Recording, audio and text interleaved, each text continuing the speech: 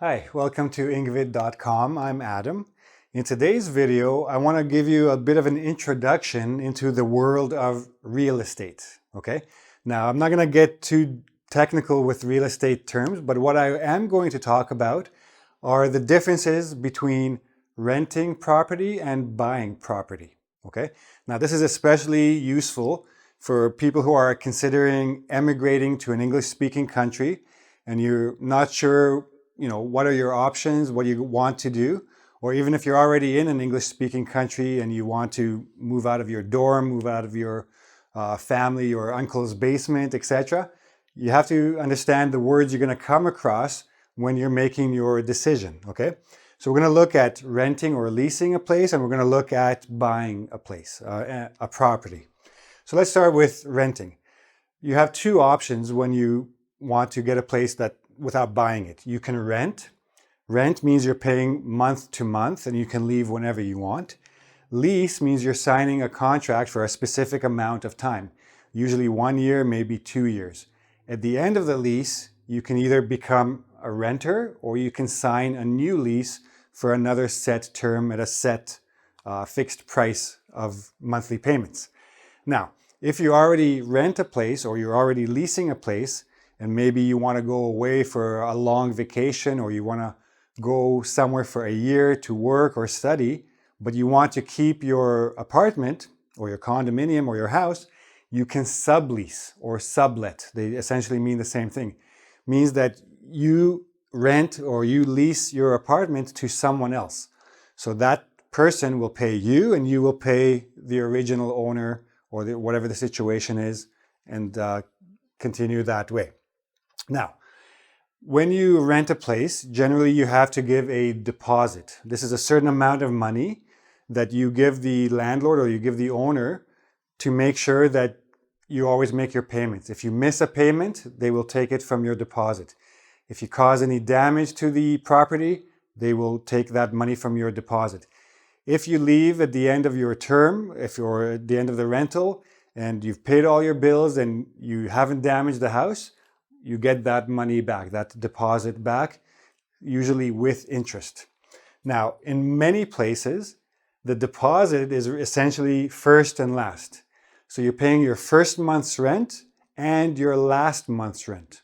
If you miss a payment along the way, they take that last month as the payment and then you owe them again for the final month of your stay. Now, generally speaking, when you sign a lease, you're signing a contract.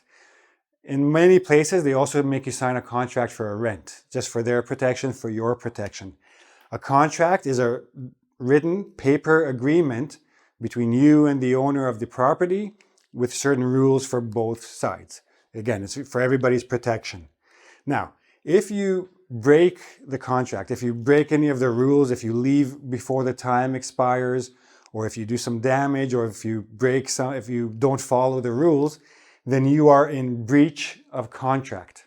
And this is a very big deal because then the owner of the property will proceed with or will begin litigation. Litigation basically means legal action. They will take you to court. They will take a lot of money from you for the money you owe them, plus the time they're spending, plus the lawyers they're hiring. It can be very expensive for you if you breach the contract because then you are a liability. You are something that is costing money. You are a risk. So you don't want to do that. Now, if you do break the rules or if you do breach the contract, the owner can evict you. To evict means to kick out. They can make you leave the property and where you go, not their problem. So make sure you follow the rules, make sure you pay your monthly bills. Otherwise, some of them, if they don't evict you, means it's kick you out, they might ask you to vacate. They will say, okay, your lease is ending next month. We don't want to sign a new lease with you. Please vacate the property by the end of next month. Just leave. Evict means they're kicking you out. There's probably going to be some litigation. Vacate, they're just telling you that at this time you have to leave and that's all there is to it. Now, when you're looking for an apartment or a condominium, you have to look for buildings that have vacancy. Means somebody vacated, there is an empty unit, and you can move in. If you go to a building and you see a sign that says no vacancy, that means they don't have any empty units, they don't have any suites for you. You have to look somewhere else, okay? Now, when you are renting or leasing, you are a tenant. You are living there, you are paying monthly bills, and you are a tenant, you have no ownership rights, basically. Now, when it comes, okay, I'll get to that in a second. Let's go to the owning a property. Now, if you have enough money and you can pay the full amount, you just buy the place. Generally speaking, most people don't do this. It doesn't actually make sense to. It's better to put down a certain amount of down payment, 20%, 30%, however much, and then pay off the property over a period of time, okay? When that happens, you get a loan from the bank, which is called a mortgage. No T sound, mortgage. And the G-A-G sounds like G-I-J sound, mortgage. Now, when you get a mortgage, you pay the bank every month. And you're paying two parts of this loan. You're paying the principal, which is the amount that you actually borrowed. So if you borrowed, let's say, $500,000, every month you're paying a certain amount, let's say $2,000.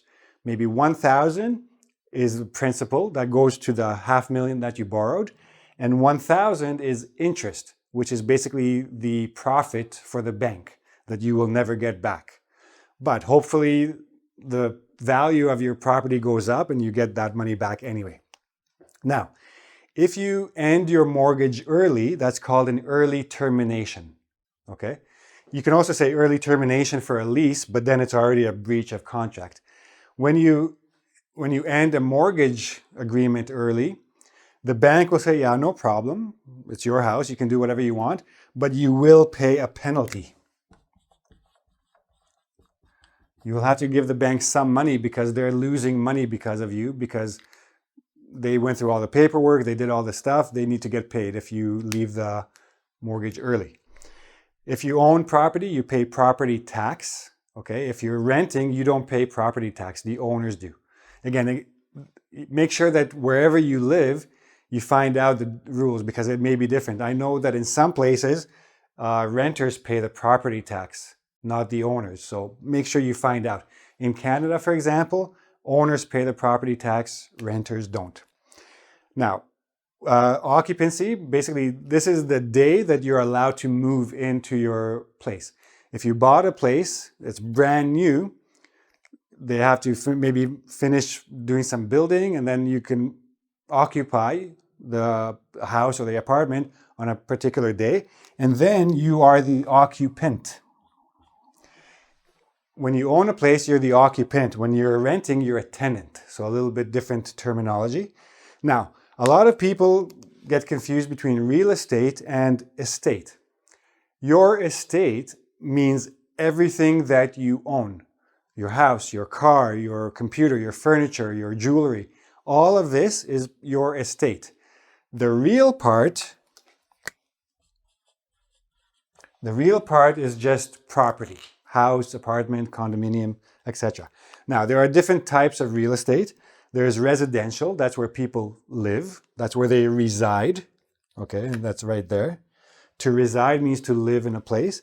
And commercial, stores, factories, industrial situations, these are all commercial real estate.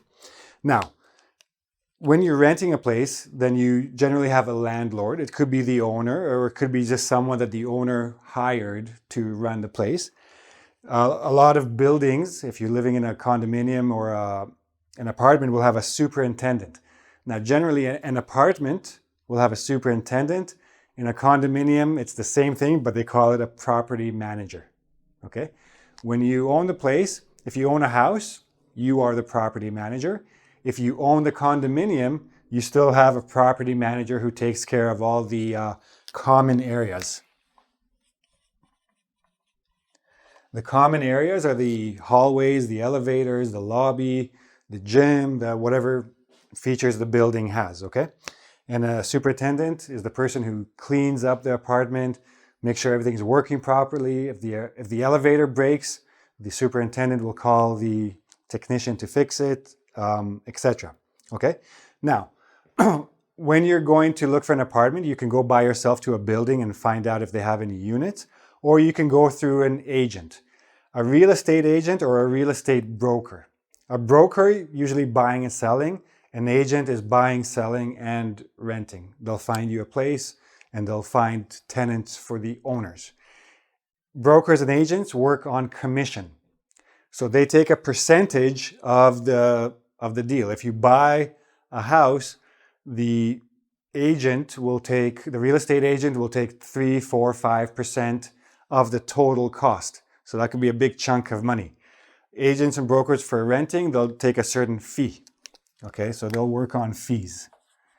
And you'll have to find out what that is with different agencies. Okay, so again, basic introduction.